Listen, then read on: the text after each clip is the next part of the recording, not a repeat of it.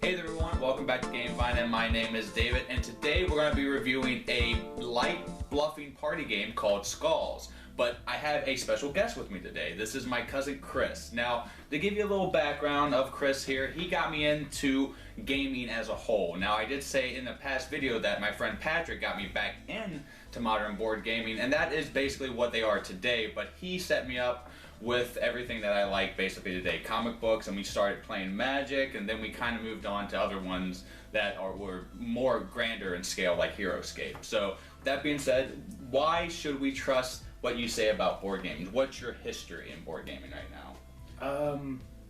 To be quite honest, my board gaming experience isn't much. 3 years, to be honest with you. That's more than most, but yeah. Right. I mean, you were the one that really got me into the board games. Mm-hmm. We started with Magic the Gathering. Right. Very hardcore into it. Yeah. And we played, that was about 10 years ago. We died out a little bit. But, yeah. Still dabble in it a little bit, but... that was our weekly gaming session, was Magic. Now we get together to do more modern board games like Skull here. So, but I mean, you've been into it pretty heavily in the present day. I mean, you've been really playing a lot of modern board games, so you have a lot of reference. Yeah, a little bit. I mean, obviously not as much as you do, but well, then, like I said, the biggest board game we started with was HeroScape. Yep. And that is an amazing game. Yes. Well, I am kind of sad a little bit that it didn't kick off as well as we hoped it. We're going to be reviewing it together because, again, that's where we really got into board gaming there. But then your first board game was, a modern board game, was what? The first game Dave introduced me to was Pixel Lincoln. Yes, that's Jason Tagmeyer game. That was a really good one. And that's a deck builder game with a lot of humor. So. Yes, and it got me into it. And I've been trying to play with Dave as often as I can and new games as possible. Yeah, I mean, it's really hard because there's a lot out right now.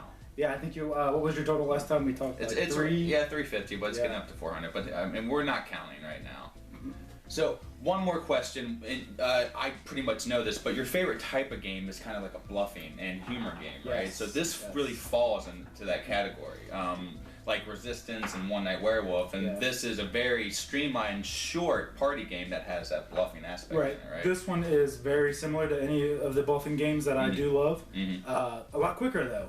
One Night Werewolf is probably just as quick, maybe a little quicker. But it's a different type. It's a different type, and Resistance is a little bit longer, but this one is a quick bluff, and it is hilarious. Yes, and it's a good party game. So now we want to get on to actually showing you what comes in the box and how this game actually plays out. I do want to add, this game is the second version. It has the Day of the Dead type art. The one that came out before, which is amazing, by the way. So. Yes, I really do like the art. The one that came out before was called Skull and Roses, and was more of like a biker type art, which I much prefer this. So with all that being said, let's get into what comes in the box, and we'll show you how to play.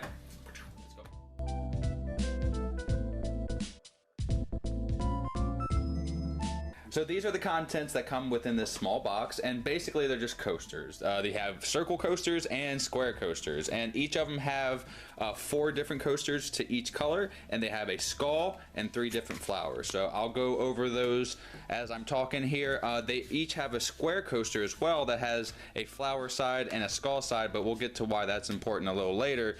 But I mean, very simply, that is what this game consists of. Are very sturdy, very thick, durable cardboard coasters that you're going to be using to try to trick your fellow opponents. And this skull is probably the coolest. Check that out.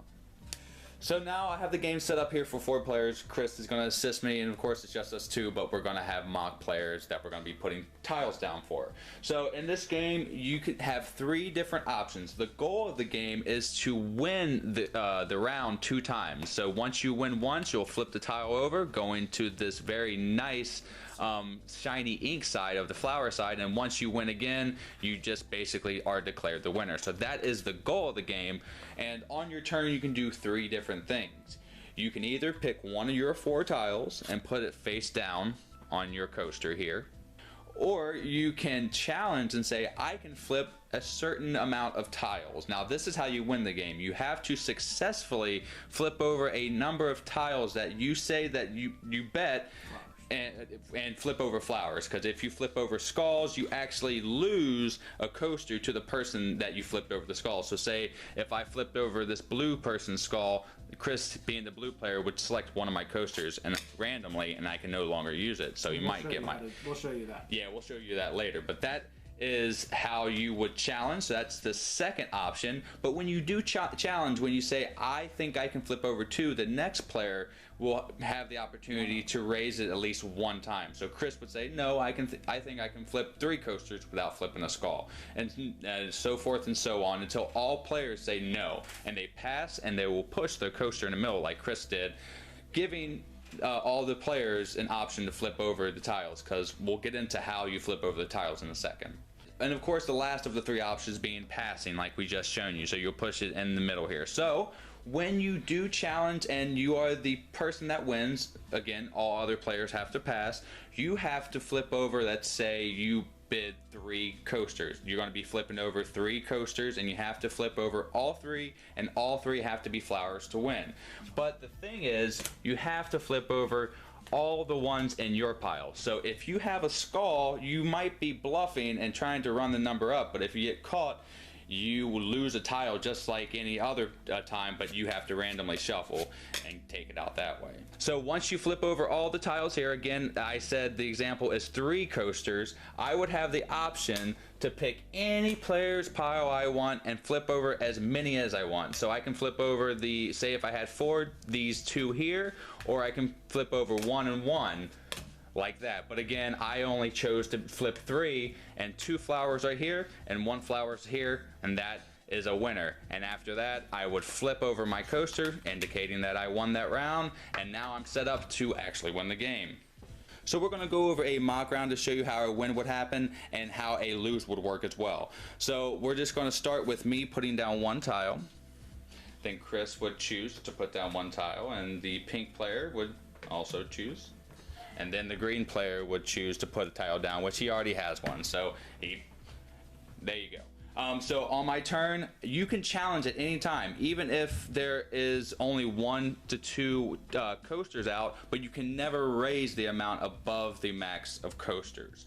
So I will challenge Chris. I will say I can flip over 2. What would you say? I would say 3.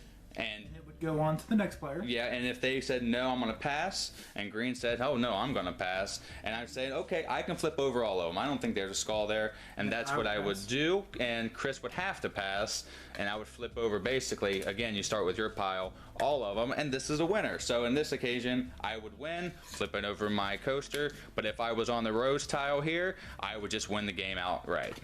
So now let's show you how a lose scenario would work. Alright, so a lose scenario we're going to set up for you right now. So we're just going to continue to go and do a time lapse.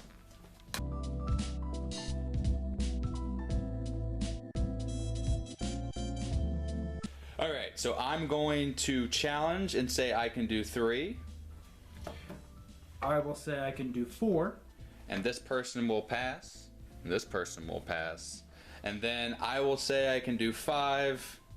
I'll say I can do 6. And at this point, I'm just gonna push my tile in, passing him, and he has to flip all over. So at this point, I have to flip 5.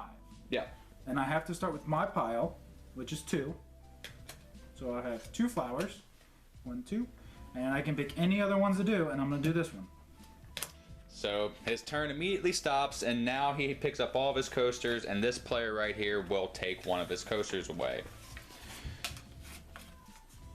And this one is the skull, unfortunately, and he no longer can make a bad move and make for the rest of the game. My skull is out of the game now. So he can no longer screw somebody over in that sense. Now, the other ways that you have to challenge, because again, you can challenge at any point on your turn, is if you don't have any coasters. So, like happened here in this occasion, Chris can lose multiple coasters, and on his turn, if he doesn't have a coaster to place, he would have to either pass or challenge.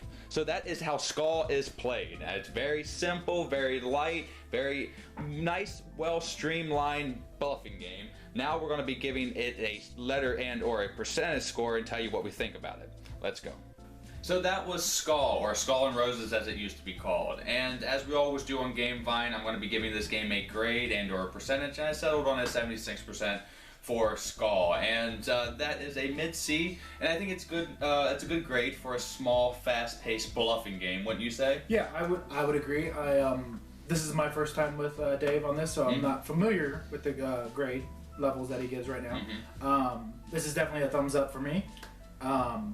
In the bluffing games, I would put this in the top 3. Yeah, I mean, and you like Resistance quite a bit. Right, So. Resistance and One Night Werewolf are one of my So favorites. it goes, and then it goes Skull right after and then that. Skull's right under. I mean, it is definitely up there. I would play this game, even with family that don't usually play games because it's a quick game to learn. That's what is great about this game, Right. right? Family members that don't usually play games, I can just show them how to do it real quick, and it's a quick, Filler. fun game. Yeah, and Yeah. I mean, it fills a lot of time and a lot of fun. So I mean, if people like, it's good for like the normal people that don't know much about modern gaming, and for the gamers out there, it's a good filler. Like if people Right. show up in the beginning of the night, or if you're just having trouble deciding on what game you want to play, you can do this. Show them in 2 minutes because that's literally what it took us to show you. Not literally, but.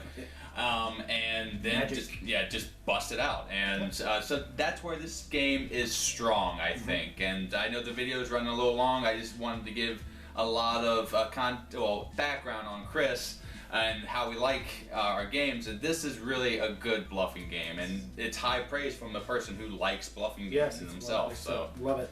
yeah. I'm down.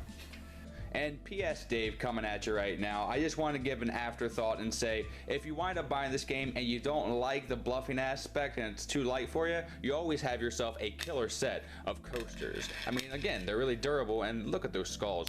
The flowers are also nicely done. So this game is GameVine recommended for gaming and for tableware. So that is Skull and a Skull Shell. So thank you so much to Chris for joining us in today's review. I know this is your very first, but I do look forward to you helping us out in the future here on the next board game reviews. Definitely, I'm down with GameVine here, and I'm looking forward to doing a little bit more in-depth games next time around. Yeah, but your opinion is certainly valid. I'm really glad that we're able to do this as your first one. Yeah, I love these it. are the games that you love. Yeah, so until the next time that we see you, thank you so much for joining into today's review. I've been Dave. I'm Chris. And you heard it here on the GameVine. Thank you so much, and have a great rest of your day and a great time with all you play. We're out. Bye. Yay.